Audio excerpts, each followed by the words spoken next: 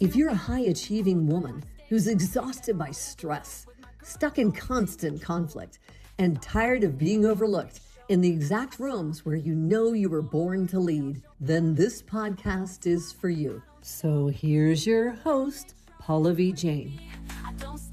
Welcome to Her Boss Brain, the podcast for high-achieving leaders ready to move from stress to success by leading from within. I'm your host, Pallavi Jain, and here we show leaders how to activate their boss brain, be on self-start by making conscious withdrawals from their inner ATM. This is your roadmap to lead with clarity, calm, and authority under pressure because leadership doesn't begin with doing more. It begins from within. When you arrive, take responsibility and make a conscious choice. Let me start with a scene that might feel uncomfortably familiar. It's Monday morning, your calendar is stacked, back-to-back meetings, competing priorities, impossible timelines. Team messages are coming in faster than you can read them. And somewhere in the middle of all of this, now you're expected to lead. Not just deliver, not just decide, but inspire, regulate, motivate, stay calm, and be human. Now here's the part no one says out loud.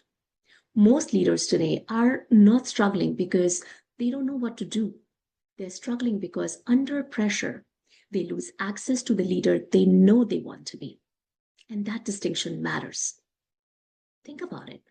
Not a dramatic moment, but just these small ones. A meeting where someone pushes back. A tone in an email that feels sharp. A question that lands like a challenge instead of curiosity.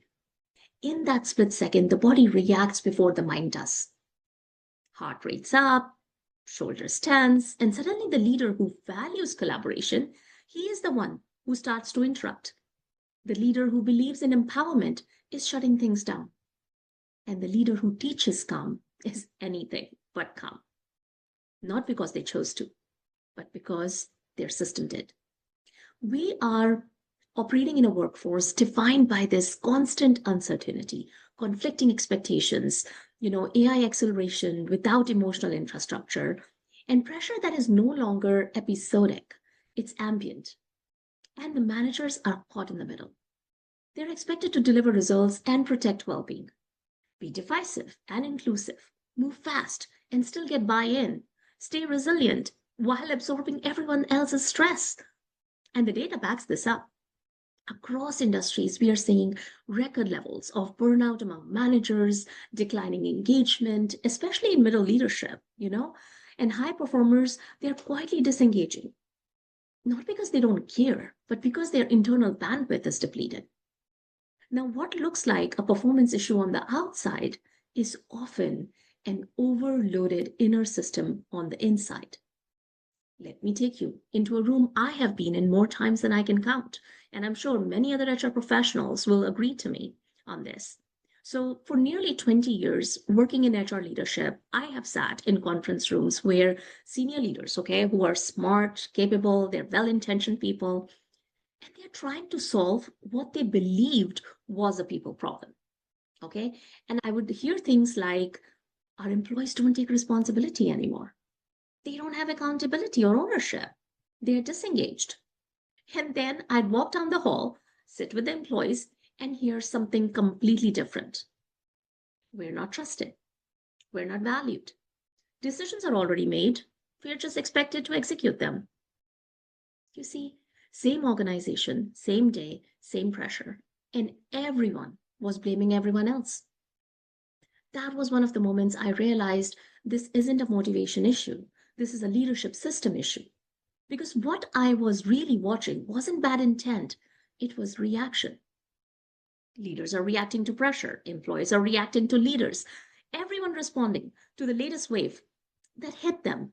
A missed number, a reorg, a market shift, or maybe a board expectation changed, or a political drama. No one choosing how to respond. Everyone just trying to get through the day. I saw this play out in real time many times. Once a leader who genuinely cared about their team, and then suddenly she started controlling every decision after just one missed target. A manager who believed in trust and then started pulling back work because they didn't feel safe under scrutiny. And employees are watching this shift and they're not understanding what changed, what happened, but only feeling that something has.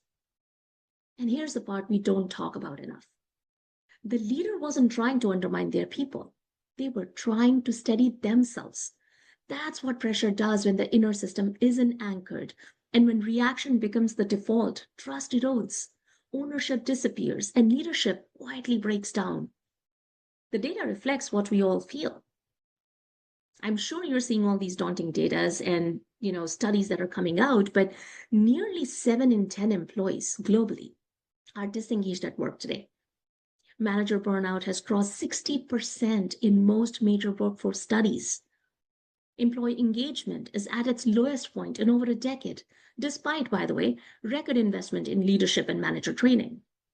That should stop us because leaders aren't failing due to lack of effort or resources.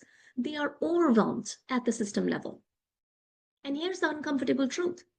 Leadership development has done an excellent job, teaching leaders and managers what to do, how to give feedback, how do you manage a conflict, how to be empathetic, how to think strategically. But unfortunately, leadership doesn't fail in these classrooms. It fails in moments, in real life moments when the conversation turns tense, when the decision is messy, when emotion rises, when a comment hits a nerve, and when pressure spikes and there's no clean answer, honestly. It fails in moments like this. When a performance conversation happens and where the room goes quiet, a leader feels exposed and they start talking faster, explaining more, defending more, and listening less. Later, they'll say, "Oh, that didn't come out how I meant it to be. I don't know why I reacted like that. That's not who I want to be as a leader." But in that moment, intention doesn't matter. Their inner state does. In those moments, the nervous system, not the intellect, takes the wheel. And when a leader's internal system is dysregulated, no framework survives first contact with reality. And this is where leadership quietly collapses.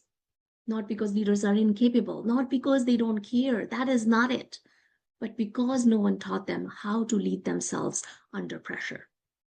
So let's be clear. This is not a talent problem. This is not a motivation problem. This is not leaders today just aren't strong enough problem. This is an inner operating system issue. We have been upgrading everything external. We are getting new leadership models, new performance systems, new technologies, even new, buzzwords and language, resilience, empowerment, agility, autopilot. But we haven't upgraded the system that runs the leader. It's like installing cutting edge software on an overloaded machine and wondering why it crashes under stress. So, when we look at leadership breakdowns in organizations, whether it's in public corporate failures, cultural scandals, or teams quietly burning out, the pattern is rarely a lack of intelligence or intent. It's leaders reacting instead of responding, protecting instead of listening, freezing or forcing when pressure spikes. And people are watching these moments. Your teams are. They're not looking at the values on the wall, nor the leadership competencies you have so nicely put on your slide, but how leaders show up when things get uncomfortable. They're watching who gets defensive, who shuts down, who lashes out, who can't tolerate tension without controlling it. And that's the leadership brand being modeled every single day. I want you to think of leadership like flying a plane, okay? So now most leadership and management development focuses on the dashboard, the instruments, the procedures, the models. Now that works when the sky is clear and beautiful. But today, the sky is never clear. It's turbulence after turbulence, conflict, ambiguity, pressure, constant waves of expectations.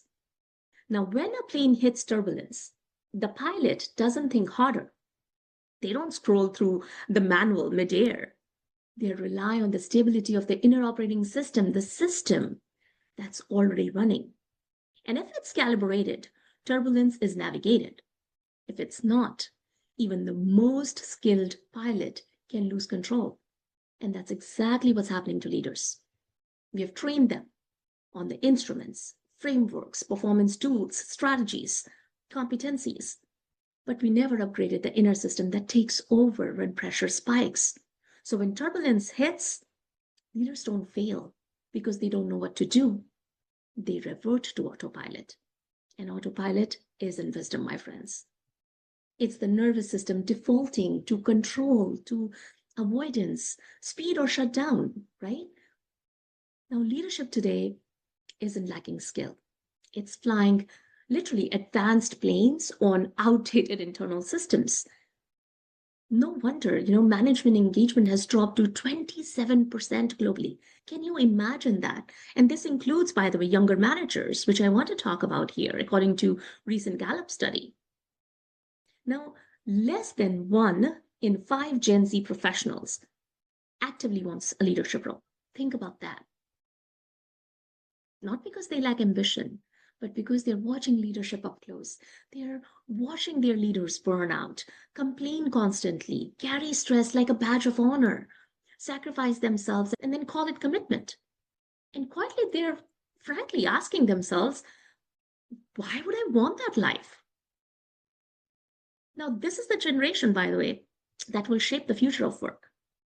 So, if leadership looks like drowning, why would anyone swim toward it? And this is where we need to be radically honest. This is not a capability gap. This is not a talent shortage. It is not that people suddenly stopped caring.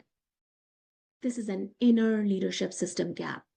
And as I said earlier, we have literally upgraded almost everything outside the leader without upgrading the system that actually runs them. You can't install advanced leadership software on an overloaded nervous system and expect it to perform under stress. And that's the missing link very few of us talk about. Because leadership isn't about what you know when conditions are favorable. Anyone can lead when everything externally is working fine. True leadership is revealed when things are uncertain, conflicting, and emotionally charged. When you're tired, triggered, and still expected to show up for others. And that's where most leaders revert to reaction for themselves and for people around them. Reaction may look like firing off the email just to release the tension, making the decision alone because collaborations feel slow. Oh my God, it's slowing me down. Avoiding the conversation because it feels heavy. Response looks very different. It's the pause, the breath, the leader noticing, I'm activated right now. Okay, this is not the moment to decide. One path feels urgent, the other feels steady. And only one builds trust, though. So here's what happens if we don't fix this. We keep investing in leadership programs that look good on paper, but inside teams, trust quietly erodes. High potentials burn out or quietly opt out when leadership pressure becomes relentless. Managers absorb stress from every direction until exhaustion becomes the norm.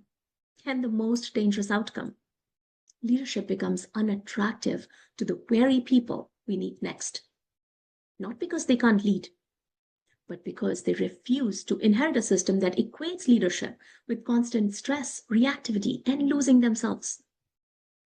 If leadership continues to look like survival instead of steadiness, the future of work won't suffer from a talent gap. It will suffer from a willingness gap. By the time organizations realize this, they won't just face disengagement, they'll face a leadership vacuum. And this is where lead from within comes in. Not as another framework to memorize, not as leadership theater, but as the missing first layer of leadership development.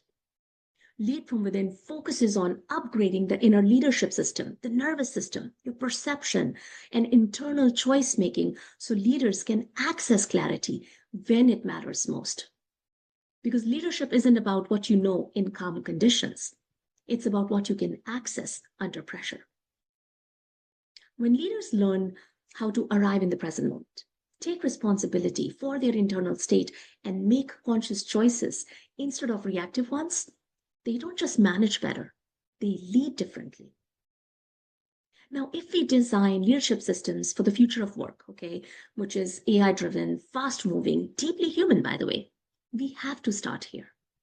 Inner leadership is no longer optional, it's infrastructure. And without it, emotional intelligence becomes just, performance, or resilience becomes survival, and empowerment becomes a slogan.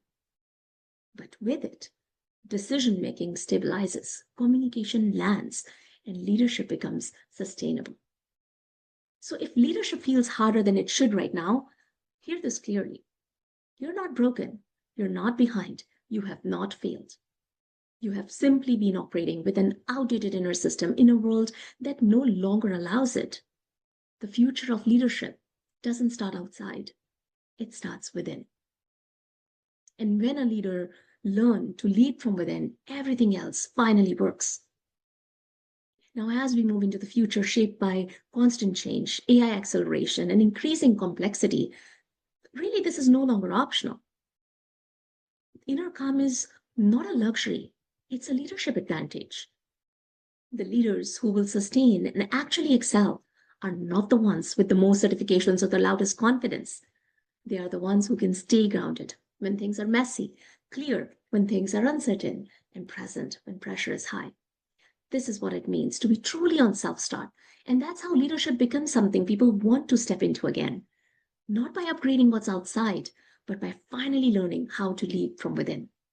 If you're an executive, a senior leader, or a manager listening to this, I want to leave you with one grounded question.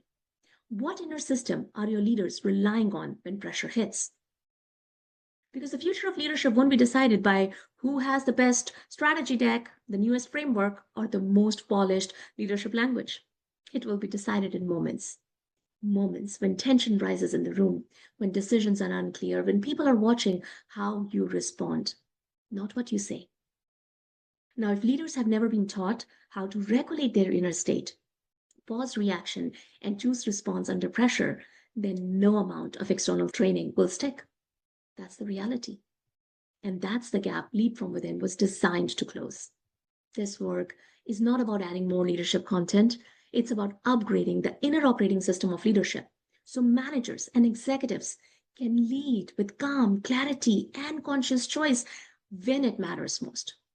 Now, if you're serious about building leaders who don't just survive, reactively, but can stabilize others also inside it, this is where the real work begins. I invite you to explore what it would look like to equip your leaders with the one capability that compounds everything else, the ability to lead themselves under pressure. Because the most sustained leadership advantage in the world ahead won't come from what leaders know. It will come from who they can access when things get hard. And that starts from within.